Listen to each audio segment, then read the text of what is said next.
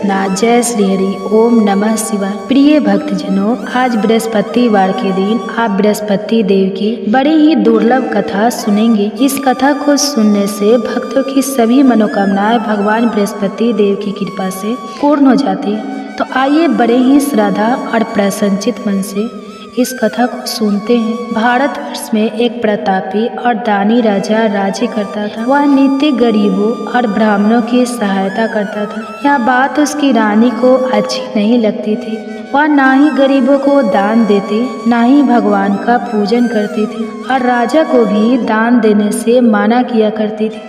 एक दिन राजा शिकार खेलने वन को गए हुए थे तो रानी महल में अकेली थी। उसी समय एक दिन राजा शिकार खेलने वन को गए हुए थे तो रानी महल में अकेली थी। उसी समय बृहस्पति देव साधु वेश राजा के महल में भिक्षा लेने के लिए गए और भिक्षा मांगी तो रानी ने भिक्षा देने से इनकार कर दिया और कहा, हे साधु महाराज, मैं तो दान पुण्य से तंग आ गई हूँ। मेरा पति सारा धन लुटाते रहते हैं। मेरी इच्छा है कि हमारा धन नष्ट हो जाए, फिर ना रहेगा बांस, ना बाजेगी बांसुरी। साधु ने कहा, देवी तुम तो बड़ी विचित्र हो। धन और संतान तो सभी चाहते हैं, पुत्र और लक्ष्मी तो पापी के घर भी होने चाहिए। यदि तुम्हारे पास अधिक धन है तो भूखों को भोजन दो, प्यासों के लिए प्याऊ बनवाओ, मुसाफिरों के लिए धर्मशालाएं खुलवाओ। जो निर्धन अपनी कुंवारी कन्याओं का विवाह नहीं कर सकते उनका विवाह करा दो। ऐसे और कई काम है जिनके करने से तुम्हारा यश लोक और परलोक में फैलेगा। परंतु रानी पर उपदेश का कोई प्रभाव नहीं पड़ा। वो बोली, महाराज आप मुझे कुछ ना समझाए। मैं ऐसा धन नहीं चाहती जो हर जगह बांटती फिरूं।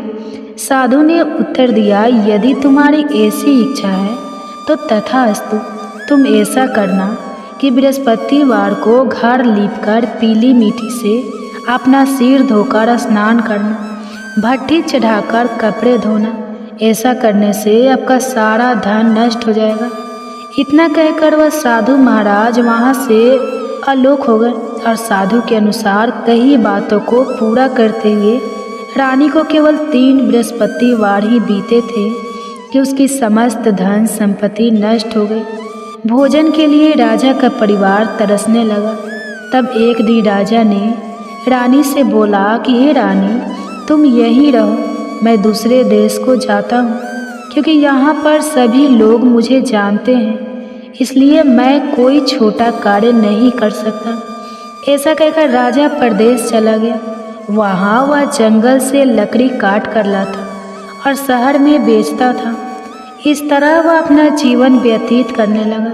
इधर राजा के परदेश जाते ही रानी और दासी दुखी रहने लगे। एक बार जब रानी और दासी को 7 दिन तक बिना भोजन के रहना पड़ा तो रानी ने अपनी दासी से कहा, हे दासी, पासी के नगर में मेरी बहन रहती है, वह बड़ी धनवान है, तो उसके पास जा और कुछ लेकर आ, ताकि थोड़ा बहुत गुजार बसर हो सके। रानी दासी की बहन के पास गई। उस दिन गुरुवार था और रानी की बहन उस समय बृहस्पति व्रत की कथा सुन रही थी। दासी ने रानी की बहन को अपनी रानी का संदेश दिया, लेकिन रानी की बड़ी बहन ने कोई उत्तर नहीं दिया।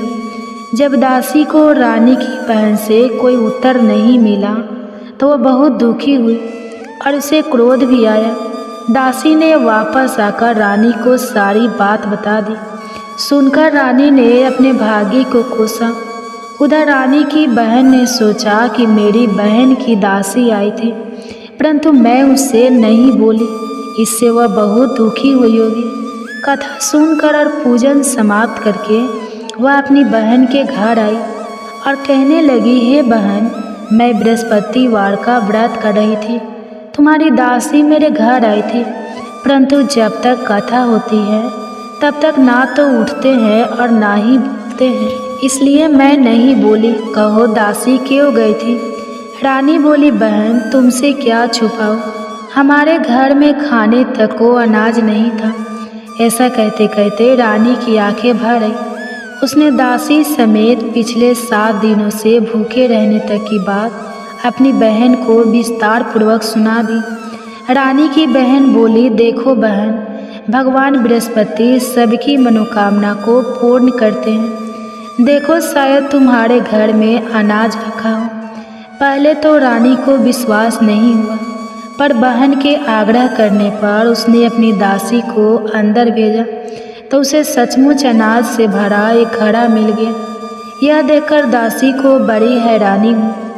दासी रानी से कहने लगी, हे रानी, जब हमको भोजन नहीं मिलता तो हम व्रत ही तो करते हैं, इसलिए क्यों ना इनसे व्रत और कथा की विधि पूछ ली जाए ताकि हम भी व्रत कर सके।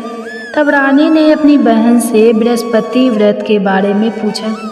उसकी बहन ने बताया, बृहस्पतिवार के व्रत में चने की दाल और मुनक्का से विष्णु भगवान का केले की जड़ में पूजन करें तथा दीपक जलाए, व्रत कथा सुने और पीला भोजन ही करें। इससे बृहस्पति देव प्रसन्न होते हैं। और व्रत और पूजन विधि बताकर रानी की बहन अपने घर को लौट गई। 7 दिन के बाद जब गुरुवार आया तो रानी और दासी ने व्रत रखा। घुड़साल में जाकर चना और गुड़ लेकर आए, फिर उससे केले की जड़ तथा विष्णु भगवान का पूजन किया। अब पीला भोजन कहाँ से आए, इस बात को लेकर दोनों बहुत दुखी थी, क्योंकि उन्होंने व्रत रखा था, इसलिए बृहस्पति देव उनसे प्रसन्न थे। इसलिए वे एक साधारण व्यक्ति का रूप धारण करके 2 थालों में सुंदर पीला भोजन दासी को दे गए। भोजन पाकर दासी बहुत प्रसन्न हुई और फिर रानी के साथ मिलकर भोजन ग्रहण किया। उसके बाद वे सभी गुरुवार को व्रत और पूजन करने लगे।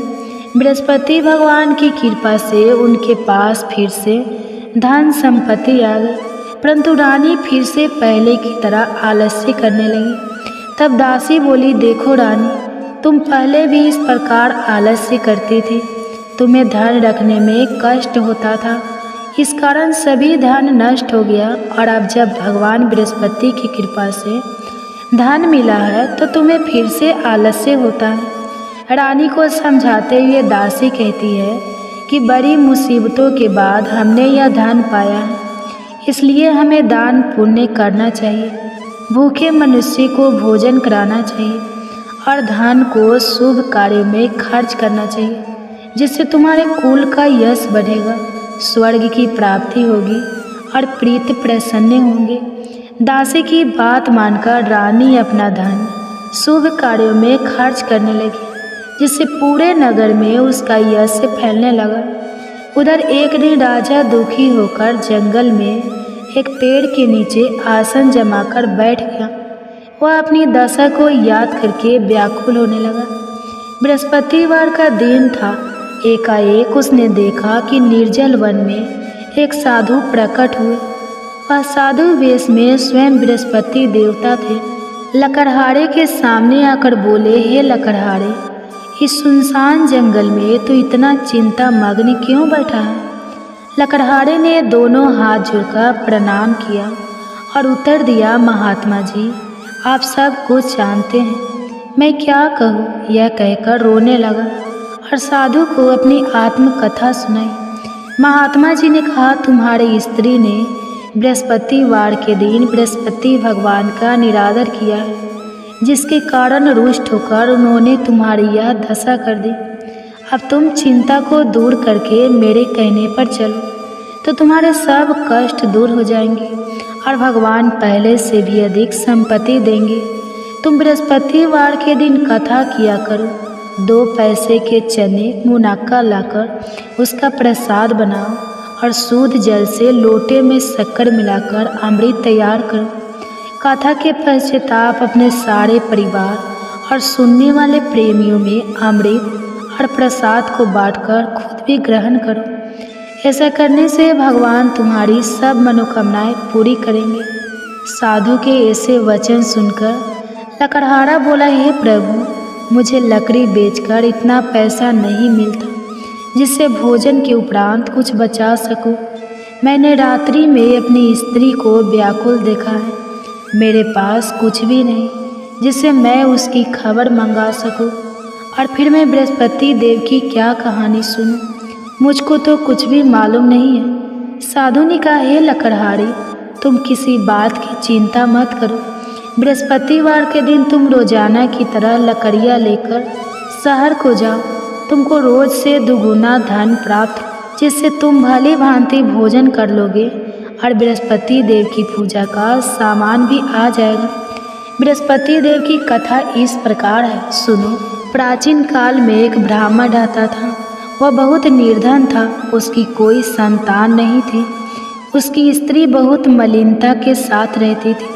वह स्नान नहीं करते, किसी देवता का पूजा नहीं करते।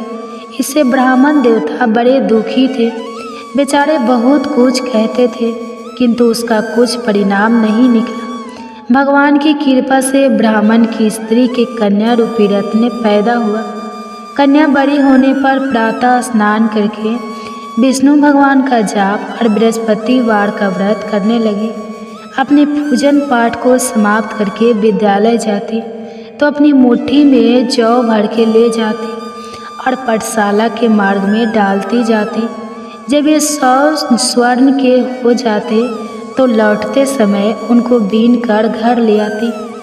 एक दिन वह बालिका सूप में उस सोने की जौ को फटक कर साफ कर रही थी कि उसके पिता ने देख लिया और कहा, हे बेटी, सोने की जौ के लिए सोने का सूप होना चाहिए। दूसरे दिन बृहस्पतिवार था। इस कन्या ने व्रत रखा और बृहस्पति देव से प्रार्थना करके कहा, मैंने आपकी पूजा सच्चे मन से की है, तो मेरे लिए सोने का सूप दे दो। बृहस्पति देव ने उसकी प्रार्थना स्वीकार कर ली। रोजाना की तरह वह कन्या जौ फैलाती हुई जाने लगी। जब लौटकर जौ बीन रही थी तो बृहस्पति देव की कृपा से सोने का सूप मिला। उसे वह घर ले आई और उसमें जौ साफ करने लगी, परंतु उसकी माँ का वही ढंग रहा। एक दिन की बात है कि वह कन्या सोने के सूप में जौ साफ कर रही थी। उस समय उस शहर का राजपूत वहां से होकर निकला।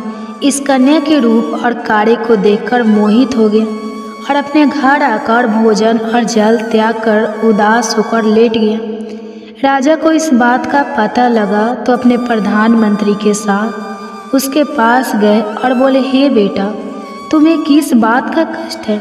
किसी ने तुम्हारा अपमान किया है अथवा और कोई कारण हो सके तो कहो, मैं वही कार्य करूँगा जिससे तुम्हें प्रसन्नता हो।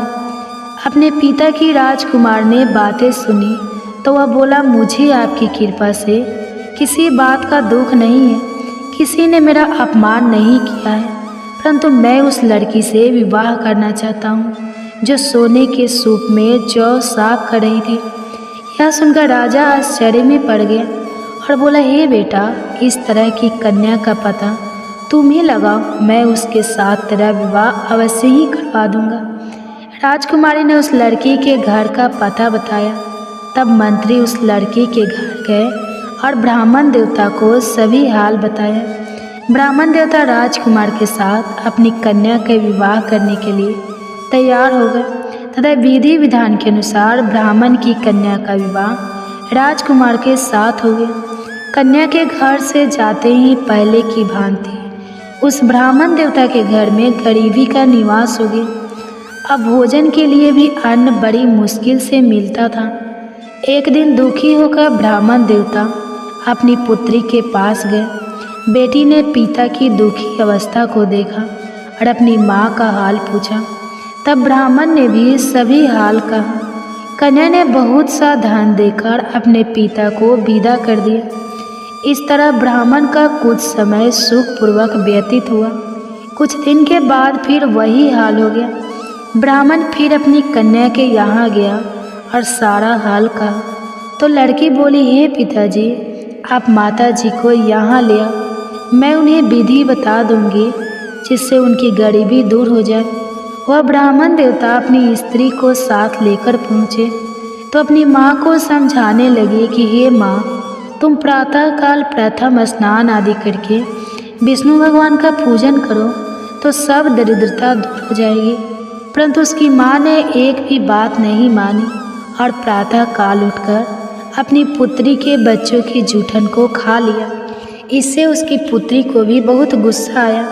उसने एक रात को एक कोठरी में से सारा सामान निकाल दिया और अपनी माँ को उसमें बंद कर दिया। प्रातः उसमें से उसे निकाला तो स्नान आदि करा के पूजा पाठ करवाया तो उसकी माँ की बुद्धि ठीक हो गई। इसके बाद वह नियम से पूजा पाठ करती और प्रत्येक बृहस्पतिवार को व्रत रखने लगी। इस व्रत के प्रभाव से उसके माता और पिता बहुत ही धनवान और पुत्रवान हो गए और बृहस्पति देवता के प्रभाव से इस लोक के सुख को भोगकर अंत में स्वर्ग को प्राप्त। इस तरह कहानी कहकर साधु देवता वहाँ से अंतर्ध्यान हो गए। धीरे धीरे समय व्यतीत होने पर फिर वही बृहस्पतिवार का दिन आया। लकड़हारा जंगल से लकड़ी काटकर किसी शहर में बेचने गया। उसे उस दिन और दिन से अधिक पैसा मिला। राजा ने चना गुड़ आदि लाकर गुरुवार का व्रत किया। उस दिन से उसके सभी क्लेश दूर हो गए। परंतु जब दोबारा गुरुवार का दिन आया तो बृहस्पतिवार का व्रत करना भूल गया। इस कारण बृहस्पति भगवान नाराज हो गए। उस दिन उस नगर के राजा ने विशाल यज्ञ का आयोजन किया था तथा शहर में यह घोषणा करा दी कि कोई भी मनुष्य अपने घर में भोजन ना बनवाए न आग जलाए। समस्त जनता मेरे यहाँ भोजन करने आए। इस आज्ञा को जो ना मानेगा उसे फांसी की सजा दी जाएगी।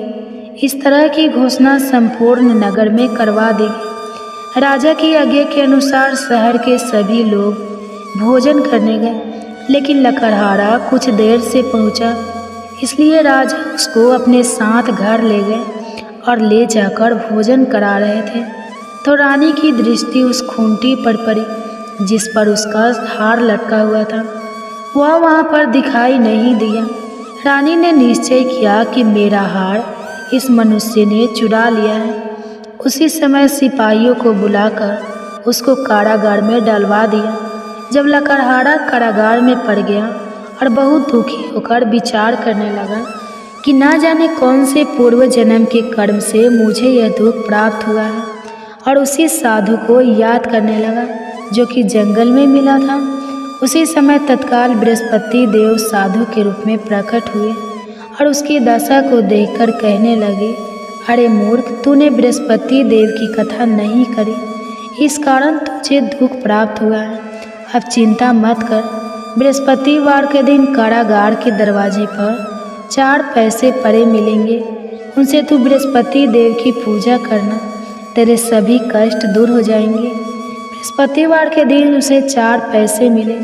लकड़हारे ने कथा कही। उसी रात्रि को बृहस्पति देव ने उस नगर के राजा को स्वप्न में कहा, हे राजा, तुमने जिस आदमी को कारागार में बंद कर दिया है वह निर्दोष है, वह राजा है, उसे छोड़ देना। रानी का हार उसी खूंटी पर लटका है। अगर तू ऐसा नहीं करेगा तो मैं तेरे राज्य को नष्ट कर दूंगा।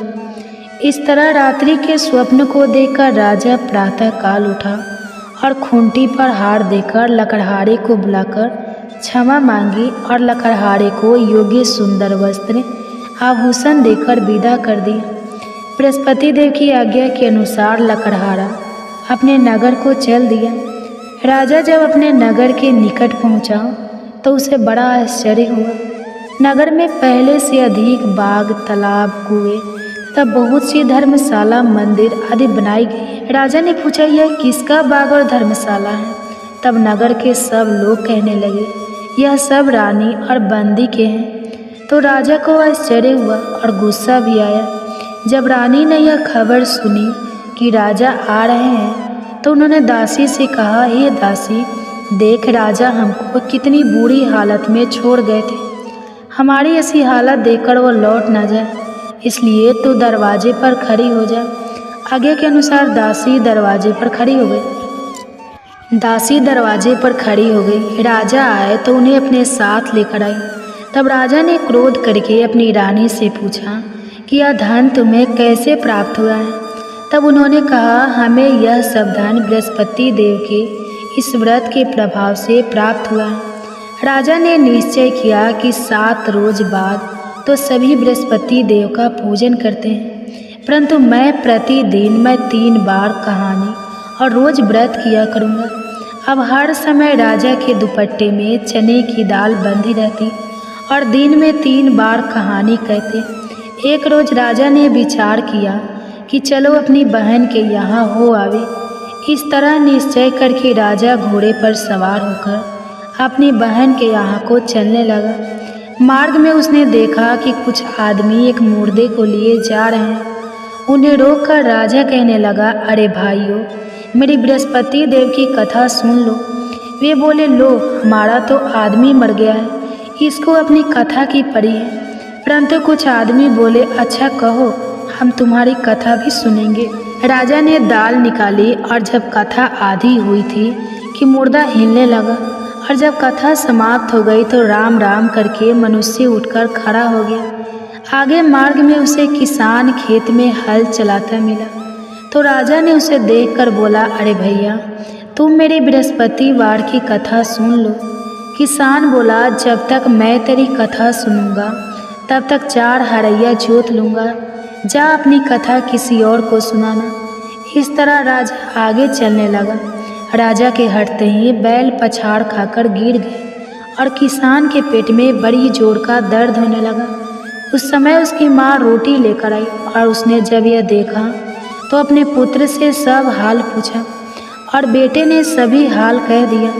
तो बुढ़िया दौड़ी दौड़ी उस घुड़सवार के पास गई और उसे बोली कि मैं तेरी कथा सुनूंगी, तू अपनी कथा मेरे खेत पर चलकर ही कहना। राजा ने बुढ़िया के खेत पर जाकर कथा कही, जिसके सुनते ही वह बैल उठकर खड़े हुए तथा किसान के पेट का दर्द भी बंद हो गया। राजा अपनी बहन के घर पहुंचा। बहन ने भाई की खूब मेहमानी की। दूसरे रोज प्रातःकाल राजा जगा तो वह देखने लगा कि सब लोग भोजन कर रहे हैं। राजा ने अपनी बहन से कहा, ऐसा कोई मनुष्य है जिसने भोजन नहीं किया हो? मेरे बृहस्पतिवार की कथा सुन ले। बहन बोली, हे भैया, यह देश ऐसा है कि पहले यहाँ लोग भोजन करते हैं, बाद में अन्य काम करते हैं। अगर कोई पड़ोस में हो तो देख। वह ऐसा कहकर देखने चली गई, परंतु उसे कोई ऐसा व्यक्ति नहीं मिला जिसने भोजन ना किया हो। अतः वह एक कुम्हार के घर गए जिसका लड़का बीमार था। उसे मालूम हुआ कि उनके यहाँ 3 रोज से किसी ने भोजन नहीं किया है। रानी ने अपने भाई की कथा सुनने के लिए कुम्हार से कहा। वह तैयार हो गया। राजा ने जाकर बृहस्पतिवार की कथा कही, जिसको सुनकर उसका लड़का ठीक हो गया। अब तो राजा की प्रशंसा होने लगी। एक रोज राजा ने अपनी बहन से कहा कि हे बहन, हम अपने घर को जाएंगे, तुम भी तैयार हो जाओ। राजा की बहन ने अपनी सास से कहा तो सास ने कहा, हाँ चली जा, परंतु अपने लड़के को मत ले जाना, क्योंकि तेरे भाई की कोई औलाद नहीं है। बहन ने अपने भैया से कहा, हे भैया, मैं तो चलूँगी पर कोई बालक नहीं चलेगा। तो राजा बोला, जब कोई बालक नहीं चलेगा तब तुम ही क्या करोगे? बड़े दुखी मन से राजा अपने नगर को लौट आया। राजा ने अपनी दासी से कहा, हम निर्वंशी हैं, हमारा मुंह देखने का धर्म नहीं है और कुछ भोजन आदि नहीं किया है। रानी बोली, हे प्रभु, बृहस्पति देव ने हमें सब कुछ दिया है, वह हमें औलाद अवश्य देंगे। उसी रात को बृहस्पति देव ने राजा से स्वप्न में कहा, हे राजा, उठो, सभी सोच त्याग दो, तेरी रानी गर्भ से है। राजा को यह बात सुनकर बड़ी खुशी हुई। 9वें महीने में उसके गर्भ से एक सुंदर पुत्र पैदा हुआ। तब राजा बोला, हे रानी, स्त्री बिना भोजन के रह सकती है, पर बिना कहे नहीं रह सकती। जब मेरी बहन आएगी तो मुझसे कुछ मत कहना। रानी ने सुनकर हाँ कर दिया। जब रानी की बहन ने यह शुभ समाचार सुना तो वह बहुत खुश हुई और बधाई लेकर अपने भाई के यहाँ आई। तभी रानी ने कहा, घोड़ा चढ़कर तो नहीं आई है, गधा चढ़कर आई है। राजा की बहन बोली, भाभी, मैं इस प्रकार ना कहती तो तुम्हें औलाद कैसे मिलती? बृहस्पति देव ऐसे ही हैं, जैसी जिसके मन में कामनाएं हैं सभी को पूर्ण करते हैं। जो सद्भावना पूर्वक बृहस्पतिवार का व्रत करता है एवं कथा पढ़ता है अथवा सुनता है, दूसरे को सुनाता है, बृहस्पति देव उनकी सभी मनोकामनाएं पूर्ण करते हैं। बृहस्पति देव उनकी सदैव रक्षा करते हैं। जो संसार में सद्भावना और सच्चे हृदय से बृहस्पति देव का पूजन करते हैं, उनकी सभी मनोकामनाएं उसी प्रकार पूर्ण होती हैं। जैसे राजा और रानी ने बृहस्पति देव की कथा का गुणगान किया, उनकी सभी इच्छाएं बृहस्पति देव ने पूर्ण की। मनुष्य को हृदय से उनका मनन करते हुए जयकारा करना चाहिए। तो प्रेम से बोलिए बृहस्पति देव की जय, विष्णु भगवान की जय, समस्त देवी देवताओं की जय। अब आप भगवान बृहस्पति देव की आरती श्रवण कीजिए। ओम जय बृहस्पति देवा, जय बृहस्पति देवा, छीने बीने भोग लगाऊ फल मेवा। ओम जय बृहस्पति देवा, तुम्हें पूर्ण परमात्मा, तुम्हें अंतर्यामी, जगत पिता जगदीश्वर, तुम सबके स्वामी। ओम जय बृहस्पति देवा, चरणामृते निज निर्मल, सभी पातक हरता, सकल मनोरथ दायक, कृपे करो भरता। ओम जय बृहस्पति देवा, तन मन धन अर्पण कर, जो जन शरण पड़े, प्रभु पड़े कटे तब होकर, आकर द्वार खड़े। ओम जय बृहस्पति देवा, दीन दयाल दयानिधि, भक्तन हितकारी, पापे दोषी सब हरता, भवे बंधन हारी। ओम जय बृहस्पति देवा, संकल मनोरथ दायक, सब शयन तारी, विषय विकार मिटाओ, संतन सुखकारी। ओम जय बृहस्पति देवा, जो कोई बृहस्पति जी की करे आरती, धन जन सुख सब पालेता। ओम जय बृहस्पति देवा, जय बृहस्पति।